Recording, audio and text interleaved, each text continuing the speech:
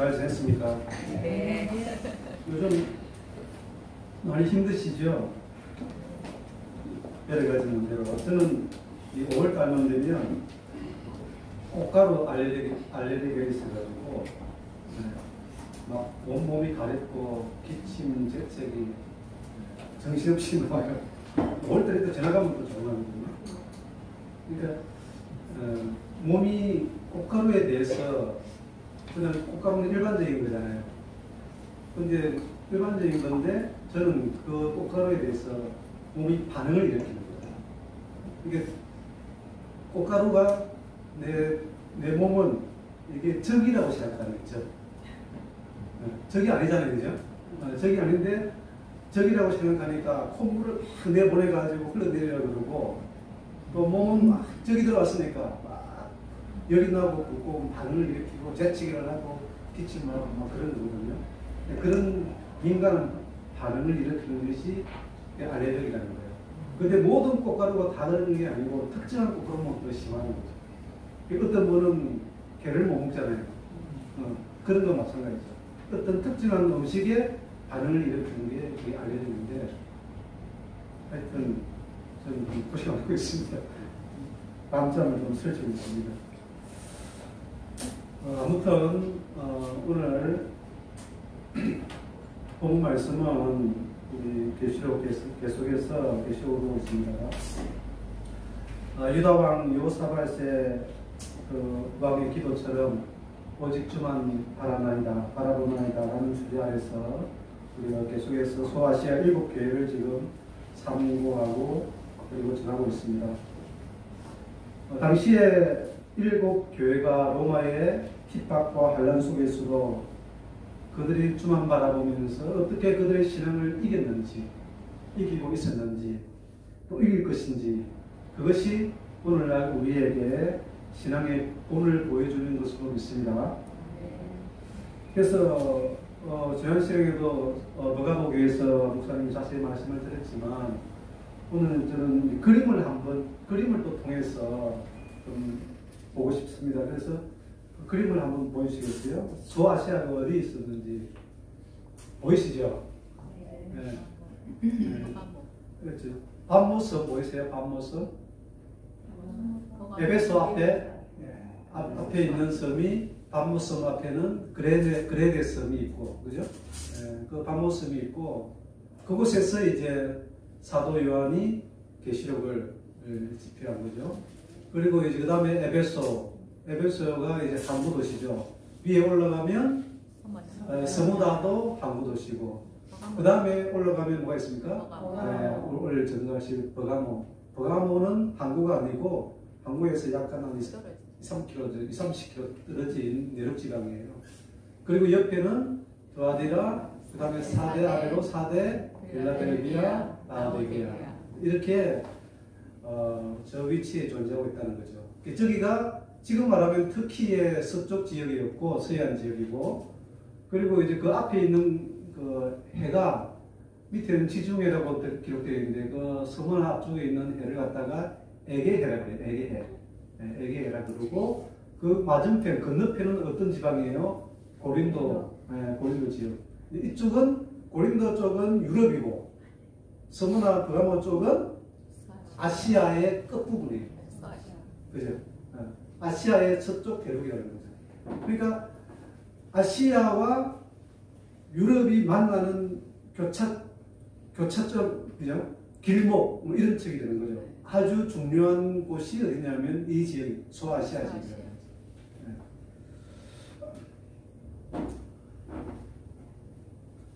자, 그러면 당연히 이제 유럽과 아시아가 마주치고 그동안에 수많은 전쟁들이 있었잖아요.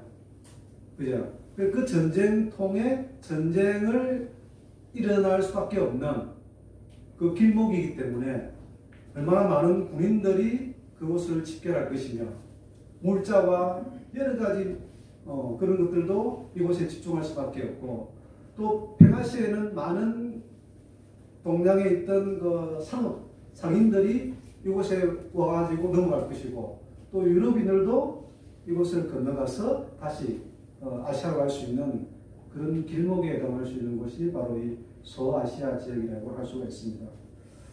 따라서 동양과 서양의 전쟁의 현장이 바로 이곳이었다는 거죠. 그래서 권력자들은 이곳을 중요시 여기겠죠, 당연히. 네. 그러니까 이곳은 상업적으로도 군사적으로도 발전할 수밖에 없는 그런 지역이 있다는 것이죠. 뿐만 아니라 종교적으로는 사람들이 많이 모이는 곳이기 때문에 전도할 수 있는 아주 좋은 장소겠죠. 그죠? 그래서 이곳에서 전도를 하면 거기 전파가 서양으로도 넘어가야 되고 동양으로도 넘어갈 수 있는 그런 길목이기 때문에 바울은 이곳을 놓쳤겠습니까? 그렇죠. 바울 전도 여행에 반드시 이곳은 들어갈 수밖에 없는 그런 중요한 지역이라는 것을 우리가 알 수가 있습니다.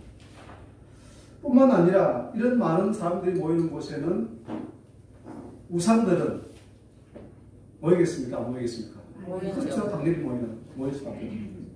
그래서 각종 우상들이 모이게 될 수 있고 각종 황제 숭배 사상이 넘쳐날 수밖에 없는 어찌 보면은 마치 옛날에 바벨론 같은 그런 지역이 아닌가 생각이 됩니다. 이 지역은 옛날에 이제 메디아 땅이었었는데 여러분도 잘 아시던 고레스 왕이 바벨론을 침략하고 바벨론 주변을 이제 다 침략한 후에 이곳에 올라와가지고 사대 있죠, 사대를 요충지인데 그 사대를 공격해서 무너뜨리고 이 전체 지역을 바사, 페르시아하고 소속되는 그런 이제 지역이었습니다. 여기서 질문을 하나 드리면, 자, 이 지역을 우리가 소아시아라고 그러잖아요. 그럼 대아시아는 어디가 있어요? 뭐 성경에 대아시아라는 말은 없는데 어느 쪽을 대아시아로 생각할까요?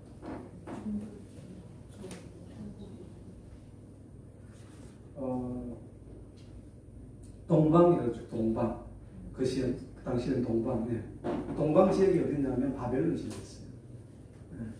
그래서 바벨론, 페르시아 이 지역에 있던 모든 항상 그 당시에 전쟁은 유럽과 페르시아에 있었거든요. 그들이 바라보는 동방은 어디 있냐면 페르시아, 바벨론 그쪽을 동방이라고 항상 그들은 생각하고 있었다는 거죠. 그래서 한국이 성경보다 동방 그러면 한국이 아니고 어디라고요? 바벨론 중심으로. 그래서 동방이니 원방이니 땅끝이니 하는 말은 다 어디를 가리킨다는 거예요? 바벨론이죠. 그래서 동방에서 누가 온다 그랬습니까? 동방에서 오는 독수리. 그게 누구라고요? 고레스 왕. 그래서 그러잖아요. 동방의 의인이 나타났다 그러잖아요.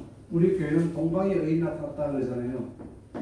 그래서 예수 그리스도의 상징적인 인물인 누구예요? 고레스라는 거죠. 그럼 모세도 그렇게 이야기했고 이사야 선지자도 동일하게 우리에게 말씀했습니다. 신명기에 이런 말씀이 있습니다. 모세가 한 말씀을 보면 여호와께서 원방에서 땅 끝에서 한 민족을 독수리의 나름같이 너를 치러 오게 하시리니.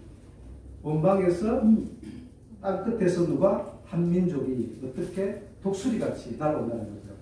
그런데 이사야 선지자가 뭐라고 했냐면 내가 동방에서 독수리를 부르며 먼 나라에서 나의 모락을 이룰 사람을 부를 것이다. 그러니까 먼 나라, 동방으로 이사야는 다시 설명했다는 거죠. 그러니까 먼 나라, 원방, 땅끝, 동방 하는 것은 다 어디를 이야기하는 거예요? 고레스가 있던 그 지역을 이야기하는 거지. 그 당시에 우리나라가 어디 있었겠어요? 그들은 생각할 수 없는 나라였죠. 그래서 동방에서 의인 나타났다고 쫓아가면 되겠습니까? 안 되겠습니까? 자, 그런 이제 고레스가 점령했던 이 지역을 그 위에 그림을 한번 넘겨보시겠습니까? 여기 보면 이제 이 지역을 다 고레스 바벨론을 점령한 후에 바사 왕국을 건설한 거예요. 애국부터 시작해서 예루살렘, 그죠? 그리고 사대부터 시작해서 마게도니아 일부 지역, 그리고 메디아 지역, 그죠? 바사 지역, 그 인도 앞에까지 이 전 지역을, 그래서 다니엘서 보면 몇 개국이라고 했죠? 126개국을 통치했다는 그 내용이 이렇게 있잖아요. 이런 지역을 다 점령하고 있었다는 것을 알 수 있습니다.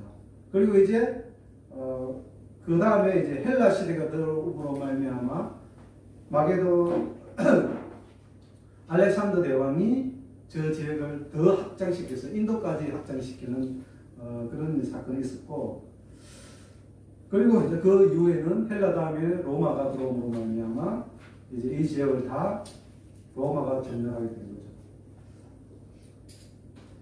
자, 이제 밤모섬이 아까 에베소 앞에 있었잖아요, 그죠? 로마 시대의 밤모섬은 어떤 지역이냐면 중범죄자들의 유배지였어요.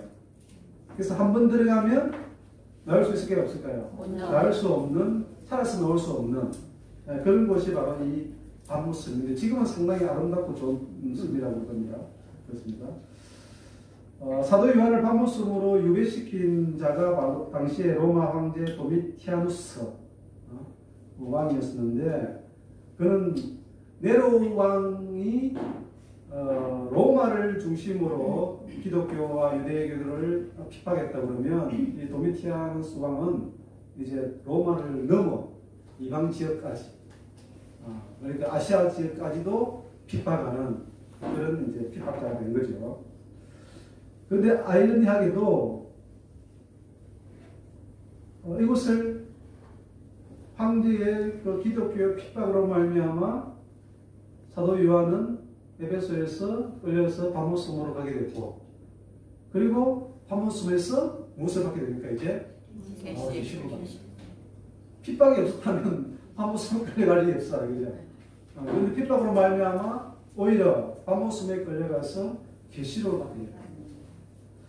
그리고 기록하게 되었고 아시아에 있는 소아시아 7교회에 전달하게 되는, 그래서 그들에게 소망을 주게 되는 그와 같은 일이었다는 거죠. 그러면 왜 이런 생각을 할 수 있습니다. 왜 요한은 아시아에 있는 7교회만 전달했을까? 예루살렘은 왜 전달 안 했을까? 혹시 그런 생각 해보셨습니까? 당시에 예루살렘은 어떤 상태였겠어요? 이미 폐허가 된 상태였어요. 12제자들, 11제자들은 다 순교했지요. 그리고 로마 티도 왕인가요? 장군인가요? 와가지고 예루살렘은 성벽 하나만 남기고 어떻게 했습니까? 다 없어진 그런 상태였어요.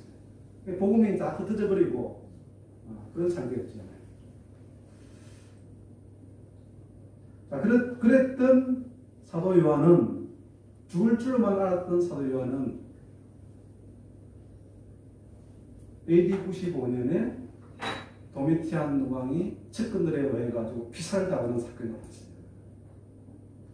그리고 그 이듬해에 사도 요한은 살았어 다시 에베소로 넘어옵니다. 할렐루야. 아멘. 이 황제로 말미암아 들어가서 계시록을 기록하고 황제가 죽음으로 다시 나와서 에베소 교회로 온 거예요. 오늘같이 이런 교회 오셔가지고 사람들을 앉혀놓고 그 노인이 단상에 서서 주일날 예배를 드린다고 생각하고 있어요. 벌써 돌아갔어야 될 그분이 다시 살아나와가지고 하나님의 말씀을 대하는 것이 정말 있어요. 얼마나 감격스럽겠습니까? 그분 입에서 나오는 그 한마디 한마디를 얼마나 성도들은 간절히 기다렸겠습니까? 도대체 그분은 무슨 말씀을 전할까? 무슨 말씀을 전했습니까? 따라합시다. 하나님은 빛이시다. 하나님은 사랑이시다. 그 한마디 한마디가 얼마나 그들에게 감동적으로 다가오게. 사랑을 안 하면 못 견딜 수밖에 없는, 도저히 견딜 수 없는 그런 마음들이 아니겠습니까? 얼마나 성경이 그들에게 감격스럽고 이 한 구절 한 구절이 그들에게 얼마나 기뻤겠습니까? 이렇게 모진 박해와 그 죽음의 기로에서 생명을 내어놓고 기록한 책이 오늘날 우리가 쉽게 대하고 있는 보고덕과는 무엇입니까? 바로 이 성경책이라는 거죠. 그들은 자신의 목숨을 내어놓고 우리에게 소망을 전하기 위해서 기록했는데, 그런데 오늘날 우리는 이 성경에 대해서 얼마나 귀하게 생각하고 있느냐는 거죠. 너무 쉽게 대하고 있지는 않습니까? 너무 가볍게 여기고 있지는 않습니까?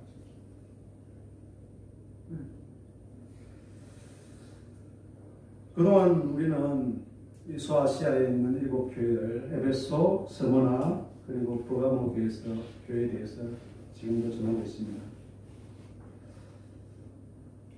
버가모는 로마가 지정한 당시 아시아에 있는 행정 수도로 정하고, 또 로마의 총독이 머물렀다고 할 수 있을 정도로 그런 행정 수도였다는 것이죠. 그래서 에베소와 스무나와 버가모는 당시 소아시아의 3대 도시라고 일컬을 정도로, 특히 버가모는 20만 거리가 되는 그런 서적들을 가지고 있는 문화도시라고 했습니다. 뿐만 아니라 각종 신전이 있는 만큼 각종 우상들과 황제 숭배에 그런 최적화된 장소였고, 이런 곳을 주님은 사단의 위가 있는 곳이다, 다시 말해서 사단의 보좌가 있는 곳이라고 말씀했습니다. 이곳이 바로 이방 종교의 중심지가 바로 버가모였다는 것이죠. 그래서 행정의 중심지였고 문화의 중심지였고, 반면에 이방 종교의 중심지가 어디였다고요? 이것이 버가모였다. 이런 곳에 버가모 교회가 지금 들어오고 버가모 교인들이 생긴 거죠. 우상에 대해서 우리가 잠시 좀 말씀을 드리면, 우상에 대해서 성경에서 우상이라는 단어가 최초로 나온 곳이 어디냐면 출애굽기였어요. 출애굽기 어디에 등장합니까? 십계명입니다. 그죠? 그래서 출애굽기 보면 너를 위하여 새긴 우상을 만들지 말고 위로 하늘에 있는 것이나 아래에 땅에 있는 것이나 땅 아래 물속에 있는 것의 아무 형상도 만들지 말라 그랬죠. 네. 그래서 나 외에 다른 신은 없느니라. 그래서 제가 고민하다가 다른 신하고 하나님의 신과 다른 신, 참신과 거짓신을 간단히 구별할 수 있는 만큼은 뭘까 하고 제가 고민을 해봤었거든요. 예레미야가 이런 말씀했잖아요. 천지를 짓지 아니한 신들은 참신이 아니다. 땅 위에서나 이 하늘 아래서 한다 그랬죠. 네. 그러면 기준은 어디 있다는 거예요? 천지를 지으시는 참 하나님이고, 네. 천지를 짓지 않은 모든 것들은 망할 우상들이라는 거죠. 이 말의 뜻은 신이 창조한 창조물은, 신이 하나님이 창조한 창조물은 신이 될 수 있어요, 없어요? 없습니다. 그 말이죠. 하나님이 창조한, 사람도 하나님이 창조했으니까 신이 될 수 있어요, 없어요? 하늘의 해달, 별 모든 것들도 하나님이 창조했기 때문에 신이 될 수 있어요, 없어요? 우상이 될 수가 없다는 거죠. 그럼 사람은 신이 될 수 있어요, 없어요? 절대로 될 수 없죠. 만약에 사람이 신을 만들어도 신이 될 수 있어요, 없어요? 없습니다. 그 우상밖에 안 된다는 거죠.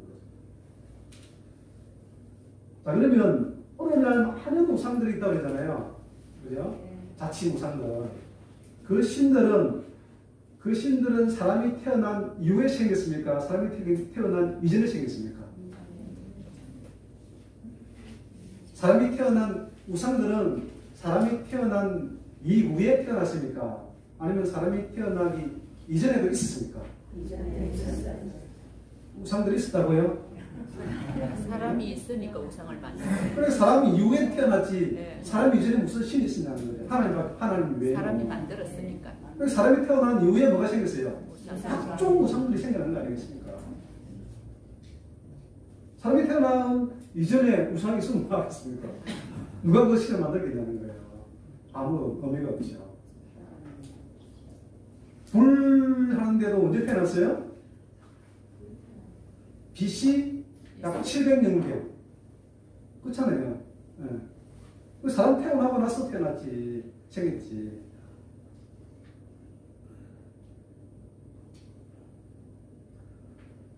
그래서 사람 나고 우상 났지. 맞죠? 사람 나고 우상 났지. 그래서 신이 먼저 사람을 창조했으면 그 신은 참신입니다. 그죠? 그런데 사람이 신을 만들면 그건 우상이라는 거죠. 그래서 하나님은 우상을 거짓되고 흠하다고 말하는 것입니다. 그래서 사람마다 어리석고 무식하도다. 은장이마다 자기의 조각한 신상으로 말미암아 수치를 당하나니 이는 그가 부어 만든 우상은 거짓 것이요 그 속에 생기가 있어요 없어요? 없다는 거다. 그것들은 다 헛것이요 망령되이 만든 것인즉 징벌하실 때 멸망할 것이다. 하나님은 전지전능하시잖아요. 전지전능하시지만 인간은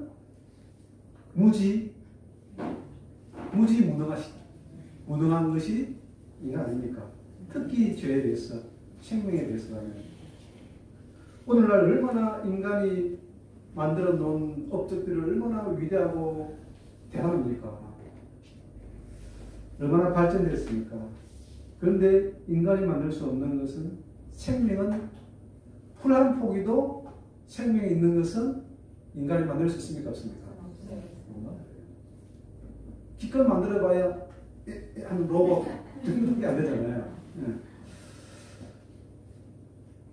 자, 그런 생명 하나도 풀 한 포기도 만들지 못하는 인간이 신을 만들었다고 생각을 해보세요. 물론 만들었지만 그 신이 얼마나 흠하겠냐는 거예요. 그 신에게, 그 우상에게 바람을, 공기를 넣어준다 해서 살아나겠냐는 거예요.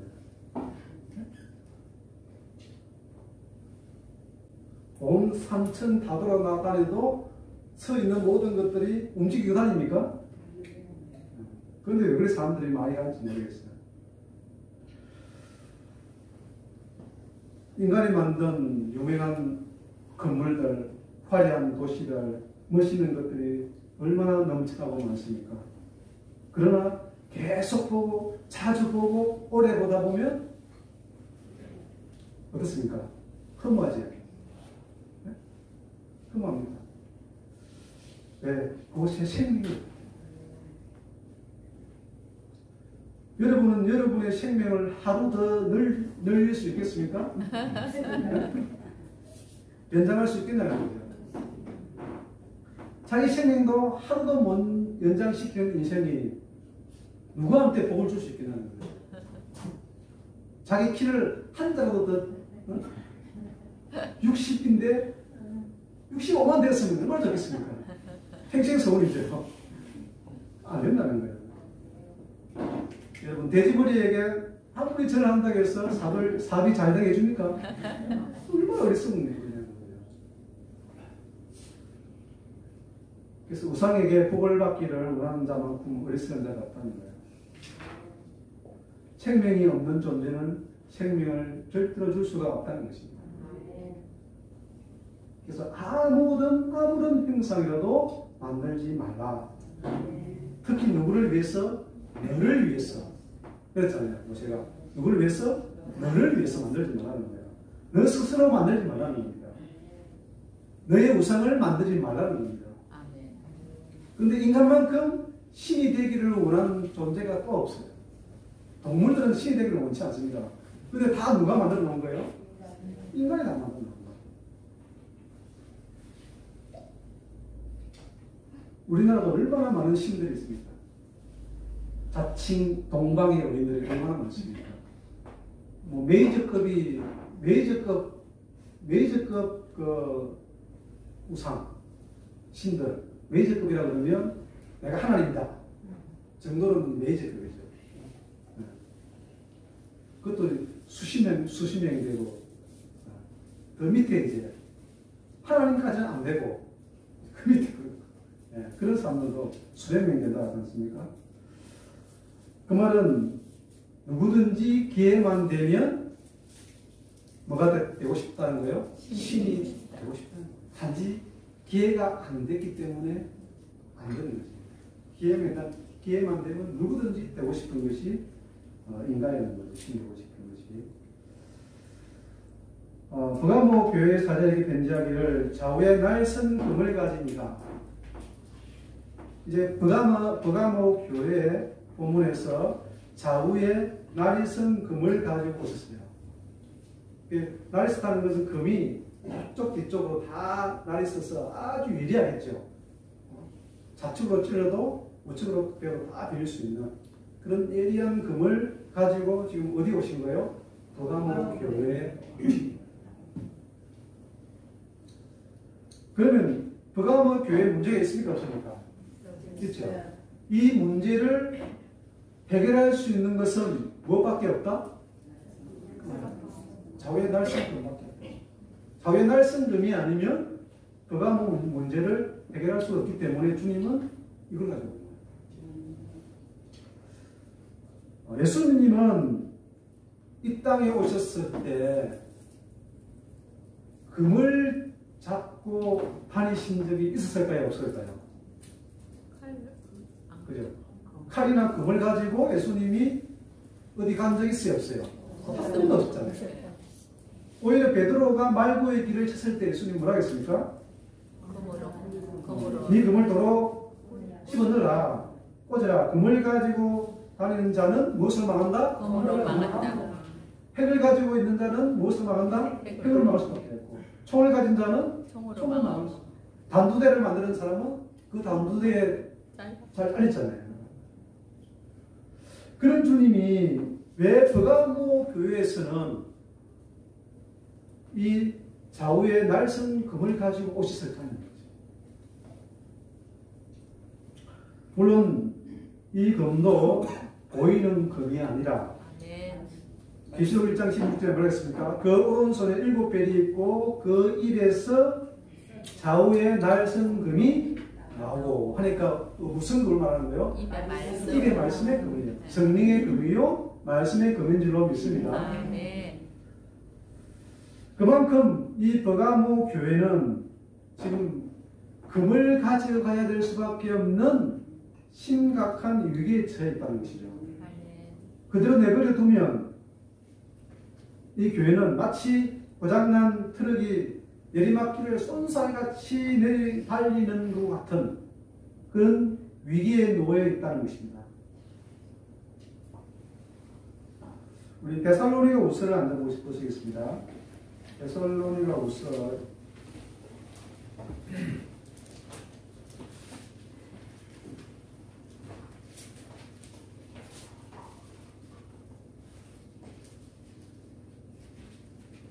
2장입니다.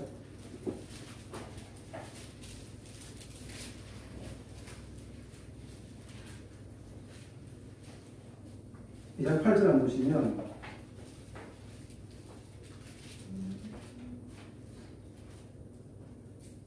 그때 불법한 자가 나타나리니 그 주 예수께서 그 입의 기운으로 그를 죽이시고 강림하여 나타나심으로 피하시리라. 악한 자의 나타남은 사단의 활동을 따라 모든 능력과 표적과 거짓 기적과 불의의 모든 속임으로 멸망하는 자들에게 있으리니 이는 그들이 진리의 사랑을 받지 아니하여 구원함을 받지 못함이라. 아멘. 자, 그때에 불법한 자가 나타났지요. 불법한 자가 나타나니 주 예수께서 무엇으로? 입의 기운으로 누구를 죽이세요? 저를 죽이시고, 그렇죠? 그러니까 불법한 자에게는 누가 나타난다고요? 주님이 나타나셔서 무엇으로? 입의 기운으로. 입의 말씀의 기운으로, 말씀으로 그들을 어떻게 한다고요? 죽인다. 불법한 자가 누군 자였냐면 악한 자의 임하였다는 거죠. 악한 자의. 이 악한 자의 임함은 사단의 역사를 따라서 어떤 일을 행했다는 것입니까? 모든 능력을 행했다는 거죠. 누가요? 악한 자가 불법을 행했다는 거죠. 모든 능력과 그리고 표적과 그리고 거짓 기적과 그리고 속임으로 그리고 속임과 그들에겐 사랑이 있어요? 없어요? 사랑이 있다.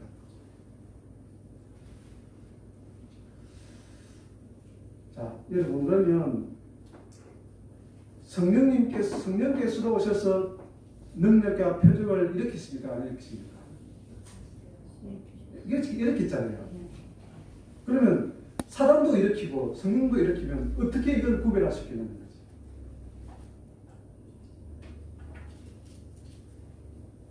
성령님도 그 사람 속에서 역사하고 사람도 그 사람 속에서 역사하잖아요.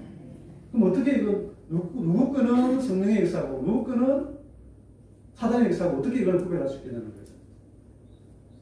사랑으로 나타나는 사랑이요. 결국 마음에 문제 있다는 거죠. 네. 그 사람의 마음에 문제가 있다는 거죠. 네. 그렇죠? 네. 마음에서 역사하니까 그 사람이 마음의 심보가 어떻게 생기느냐에 따라서 성령이 역사할 수도 있고 사단이 역사할 수도 있고. 그래서 모든 사람들은 그러잖아요. 저는 마음이 좋다고 나는 마음이 좋은 사람이고 그죠? 가끔 성질도 있긴 했지만 부리고 있지만 그래도 좋다고 항상 자기 편이거든요.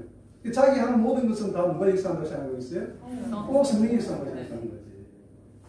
이게 착각이라는 거죠.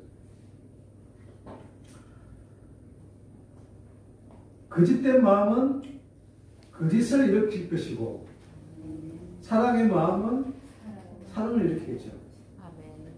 가시나무라면 반드시 뭐가 달리겠어요? 가시가 이렇게 달 것이고 무화과 나무는 무화과 같은 올리브 나무는 올리브 달리겠죠.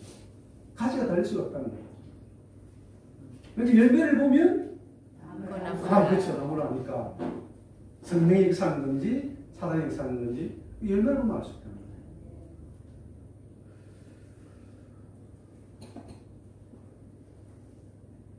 그래서 불법이 있는 곳에는 반드시 주님께서 그 입의 기운으로 오셔가지고 죽이시는 줄로 믿습니다. 자, 이 데살로니가 후서는 누가 기록한 거죠? 빨리빨리 대답하셔야죠. 그걸 포기를 하고 있으니까. 누가 기록했습니까? 사도 바울.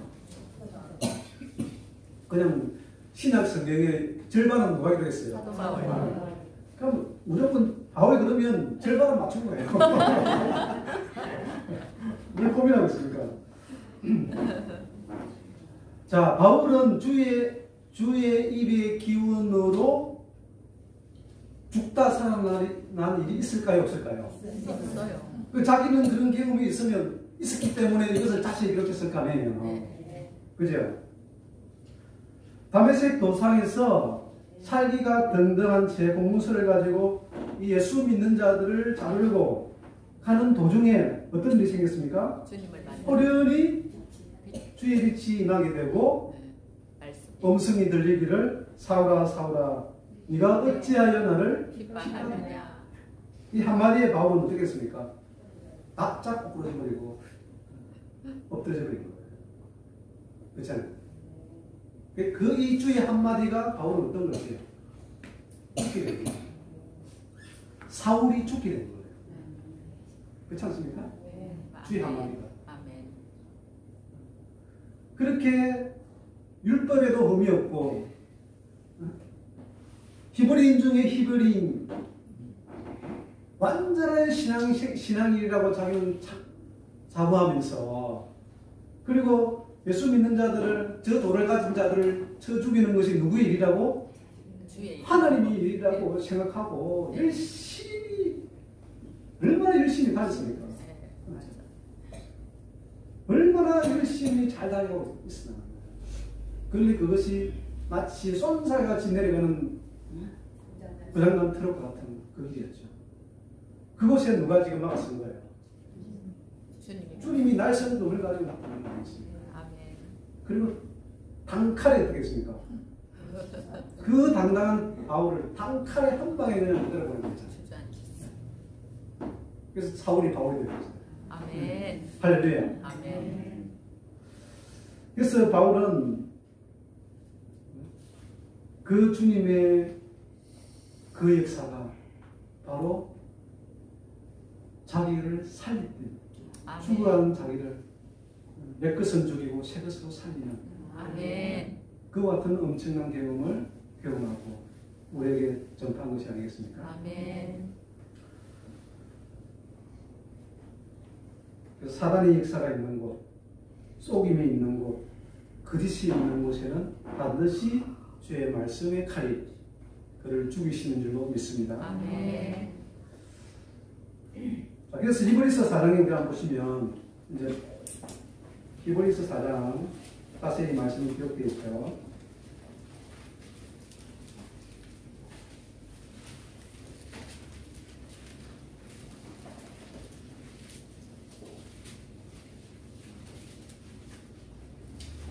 다 같이 12절 시작. 하나님의 말씀으로 따뜻하게 담고 가을의 날씨 같은 눈보다 예리하여 혼과 영과 빛 간절과 골수를 찔러 쪼개게 하며 또 마음의 생각과 뜻을 판단하느니. 아멘. 그러니까 하나님의 말씀이 4장 12절 살았고 활력이 있어서 운동력이 있어서 좌우의 날씨는 어떤 것보다 더 많다고요. 예리하다는 거죠. 하나님의 말씀은 이 땅에 있는 칼로스는 당할 수가 없다는 거예요. 하나님의 말씀에 혼과 영과 뿐만 아니라 영혼까지도 관절과 골수까지도 찔러서 쪼개는 것은 뭐밖에 없다? 세상에 어떤 칼도 골수까지는 찌를 수 없지만 하나님의 말씀은 마음의 생각까지도 다 판단하시고 감찰하고 계시다는 거예요. 여러분 속에 하나님의 말씀이 들어가면 여러분 온몸을 영혼까지도 다 어떻게 한다고요? 살피고 감찰하시고 찔러 쪼갠다는 거예요. 그래서 교회에서 말씀을 들으면 땀이 납니까 안 납니까? 책방에 말씀을 들으면 땀이 납니까 안 납니까? 땀 납니다. 그게 정상이라는 거예요. 여러분 히브리서를 누가 기록했는지는 알 수가 없잖아요. 저는 이 구절을 보면 정말 이건 바울이 아니면 누가 이렇게 기록했을까 할 정도로 바울의 흔적이 남아있는 거 아닌가 싶을 정도입니다. 세상의 영혼을 어떤 칼로서 그것을 찔러 쪼갤 수 있겠습니까? 히브리서 4장은 우리가 이 말씀이 나오는 배경을 보시면 4장은 누가 안식에 들어갈 수 있는가라는 지금 문제를 가지고 이 말씀이 등장한 거예요. 다시 말해서 히브리서 4장은 우리의 구원의 문제에 대한 것을 지금 설명하고 있다는 것입니다. 1절에 보시면 그러므로 안식에 들어갈 약속이 남아있을지라도 그랬거든요. 그죠? 안식에 들어갈 약속이 남아있을지라도 너희 중에는 혹 이르지 못할 자가 있을까 염려한다는 거죠. 아멘. 분명히 안식 구원에 들어갈 수 있는 길이 남아있는데도 너희 중에 어떤 자들은 혹시 못 들어갈 수 있다는 것을 이야기해 줍니다. 아멘.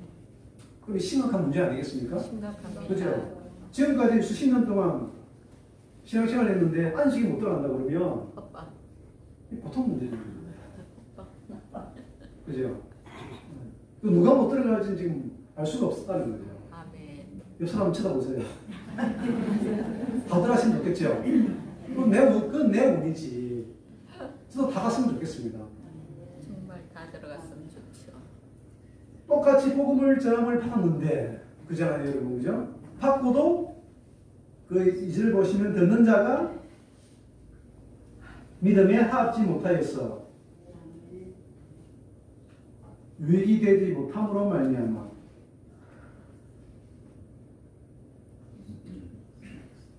왜 똑같이 복음을 들었는데도 왜 유익이 못했습니까? 합지 못. 믿음에 합지 못. 믿음과 결부시키지 그렇죠. 않고. 믿음과 결부시키고 합지 못하기 때문에 이런 일이 발생할 수 있다는 거죠. 이게 무슨 문제라는 거예요? 믿음의 문제죠. 그리고 그 다음에 보면 무슨 문제냐면 순종치 못한 문제였다는 거죠. 그것이 결국.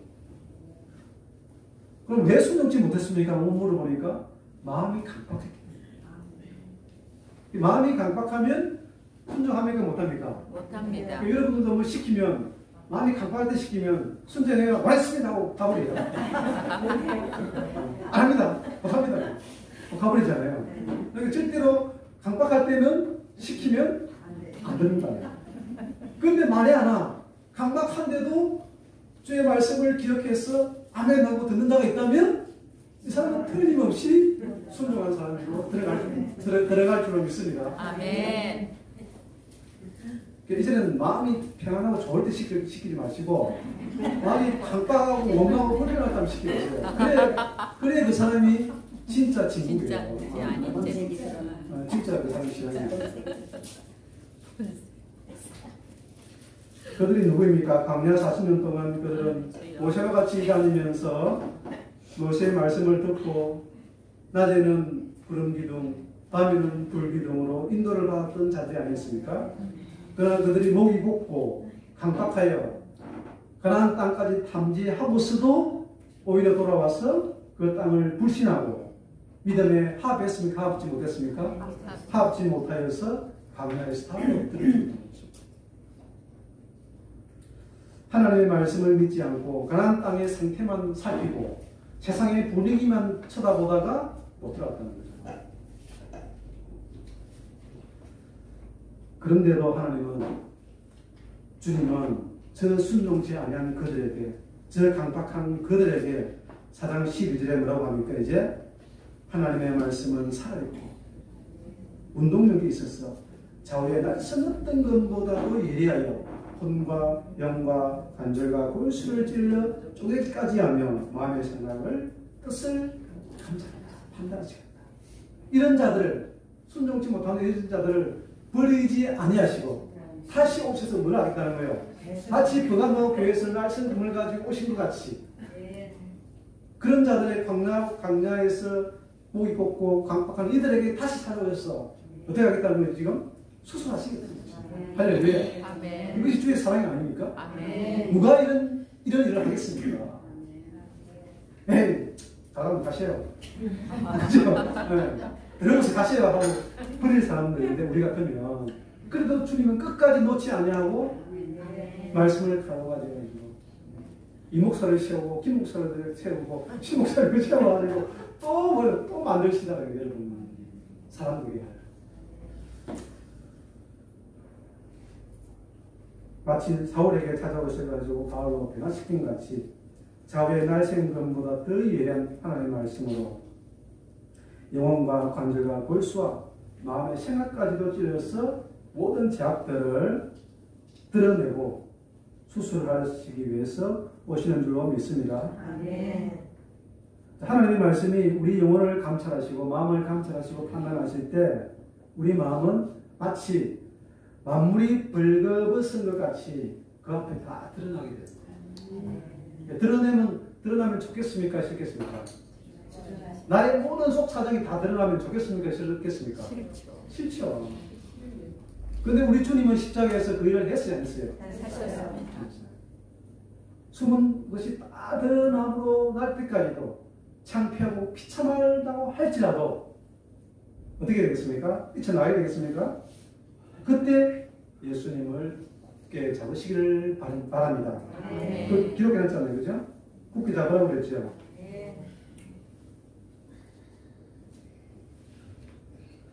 그러므로 우리에게 큰 대제사장이 계시니 선지자시니 곧 하나님의 아들 예수시라 우리가 믿는 도리를 굳게 잡을지어다. 14절에 표현하지 않습니까? 창피하다고 피하거나 도망가거나 원망하며 돌아서지 마시기를 바랍니다.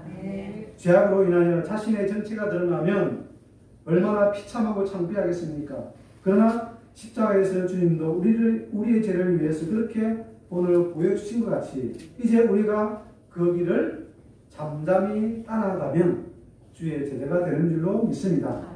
창피를 당하고 비참함을 당했다 할지라도 주님이 그렇게 십자가를 가신 것 같이 우리도 주님을 붙잡고 십자가를 붙잡고 그 길을 따라가면 누구 제자가 된다고요? 그게 바로 주의 제자가 되는 거예요. 그래서 말씀을 붙잡고 잠잠히 참고 죽으면 다시 살 수 있지만 죽지 않으면 우리 맞을 수밖에 없다는 것입니다. 스가랴 12장 10절 이런 말씀이 있죠. 내가 다윗의 집과 예루살렘 주민에게 은총과 강구하는 심령을 부어주리니 그들이 그 찌른 바 그를 바라보고 그를 위하여 애통하기를 독자를 위하여 애통하듯하며 그를 위하여 통곡하기를 장자를 위하여 통곡하듯 하리라 그랬죠. 이 말은 무슨 말이냐면 내가 다윗의 백성과 예루살렘에 사는 사람들 위에 은혜와 용서를 구하는 마음을 부어줄 것이다. 다른 성경은 은총과 강구하는 심령을 부어준다는 것은 은혜와 용서를 구하는 마음을 부어준다는 거야. 그러니까 용서를 못하는 사람, 용서를 구하지 못하는 사람에게 어떤 마음을 준다는 거예요? 용서하는 마음을 부어주겠다는 거예요. 하나님 신이 용서를 구하는 마음을 부어주겠다는 거예요. 내가 잘못을 했는데 창피해서 용서를 구하기 싫잖아요. 그래도 어떻게 하라고요? 그래도 가서 용서를 구하는 그 마음을 주시겠다는 거예요. 그래서 그들이 찔려서 상처를 입은 나를 보고 슬피 울 것이며 누가 찔렀다는 거예요? 그들이 찔렸다는 거예요. 내가 주를 찌르는 것에 대해서 몰랐는데 이제 내가 찔렸다는 것을 보고 내가 형제를 미워했는데 그것이 곧 누구를 찔른 것이다? 주를 찔렸다는 것을 보고 슬피 운다는 거예요. 마치 외아들 마음에 두고 슬피 울듯이 슬피 울 것이며 맏아들을 마음에 두고 슬피 운같이 슬피 울겠다. 여러분 이런 용서를 구하는 마음이 넘쳐나게 되면 얼마나 좋겠습니까? 이런 마음을 가지고 있다면 내가 다음마다 내가 주를 찔렸구나, 내가 형제를 찔렸구나 하는 마음을 가지고 있다면 기도하지 말라 해도 마치 독자리는 같이 탄식과 통곡의 소리가, 애통의 소리가 가득 찰 줄로 믿습니다. 그런데 문제는 내가 찔러도 찌른 줄을 모른다는 것이죠. 여러분은 옆 사람을 많이 찔렀습니까? 아니면 많이 찔름 받았습니까? 다 찔름 받았다고 생각하지 찔렀다고 생각 못한다는 거예요. 그렇지 않아요? 그렇기 때문에 애통이 안 온다는 거예요. 바울이 예수님을 찔렀습니까? 아니면 예수를 믿는, 그 도를 믿는 자들을 잡으러 갔습니까? 그런데 예수님은 뭐라고 했습니까? 나를 핍박했다. 그 형제를 핍박하고 미워하는 것은 곧 누구를 찌른 거예요? 예수님을 찌른 거예요. 그러니까 제가 회개할 때 단상 앞에 와서 기도하면 예수님 앞에서 피 흘리고 누워 계시는 거예요. 그런데 애통이 안 나오게 되는 거예요. 네가 찔렸던, 그동안 네가 찔렸던 자가 누구라고요? 예수님 나왔다. 우리 집사람을 찔렀으면 그게 곧 누굴 찌른 거예요? 예수님을 찌른 거예요. 그 사실 동안 통곡이 나오는 거예요. 애통이 나오는 거예요.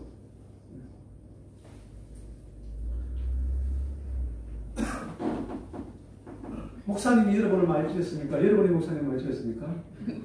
목사님이 여러분을 많이 찔렀죠. 그러니까 괘씸한 거예요. 목사님한테 상처받았다고. 그렇잖아요? 그렇게 괘씸한 거죠. 그러니까 애통이 나옵니까? 안 나옵니까? 애통이 안 나오고 통곡이 안 나오고.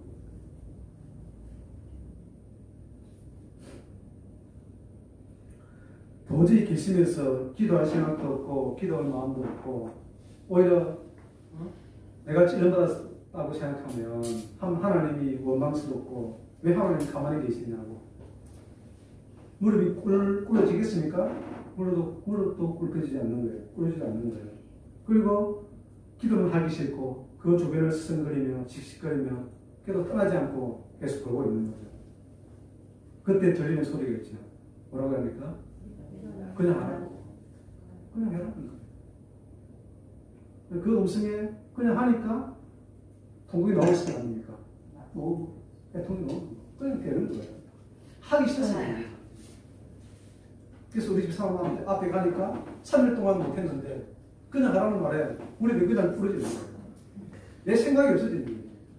그래서 제가 잘못해도 고백할 수밖에 없다는 거죠.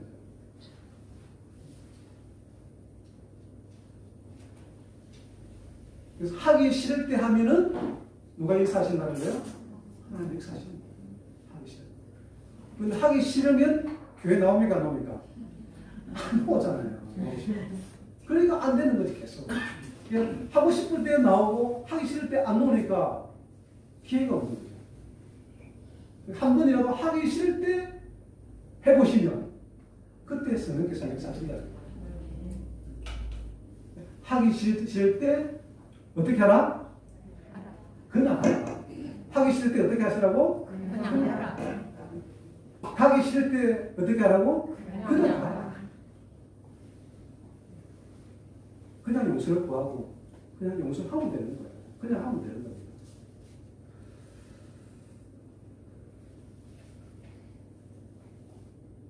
그래서 이런 심령을 주님이 부어주실 때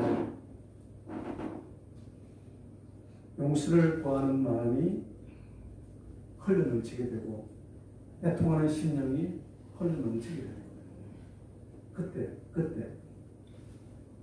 그리고 주님을 찌른 자가 형제가 아니라 누구라고요? 자신임을 깨닫게 되고 통곡을 안 하고 싶어도 아니할 수 없는, 그래서 십자가에 못 박은 자가 강도가 아니라 누구였다는 거죠? 자신임을 깨닫게 되는 거죠. 이 신명을 주신다는 거예요. 누구에게? 다윗 족속에. 이것이 자유의 날성금보다 더 예리한 하나님의 살아있는 말씀인 줄 믿습니다. 이런 버가모 교회에 주님이 살아오신 그 사랑이 얼마나 크고 깊겠습니까? 할렐루야. 아멘.